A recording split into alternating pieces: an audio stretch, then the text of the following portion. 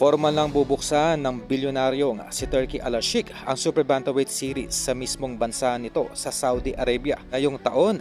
Ito ay kaugnay pa rin sa pinirmahang exclusive fight contract ng The Monster Inoue na kung saan alinsunod sa nasabing kontrata ay malayang makakapili ng match-up itong si Al-Sheikh para kay Inoue sa oras na ito ay dumayo na ng Saudi. At sa naging huling pahayag dito kay Al-Sheikh ng Sports Boxing International ay muling binigyan diin ng nasabing bilyonaryo na wala itong ibang hangarin kundi mabigay kay Inoue ang pinakamabibigat na laban na posibleng may kasanito sa bawat divisyon para sa nasabing hapon. Kung maalala ay minsan nang inaprubahan nitong si Al-Sheikh na may tuloy ang naudlot na matchup noong taong 2020 sa dalawang nasabing fighters na kung saan ayon pa kay Al-Sheikh ay hindi raw basihan o masusukat sa mga hawak-hawak nitong titulo ang lakas ng isang fighter.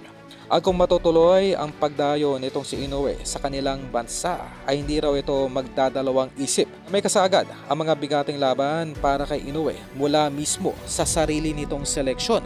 Regardless kung ang mga ito ay titulado or untitled. Ang pinapahiwatig nitong si Al-Sheikh ay ang status ngayon nitong si Alas. Sa kabila na wala itong hawak ng mga titulo ay sadyang kinatatakutan pa rin ito ng Super Bantamweight Division.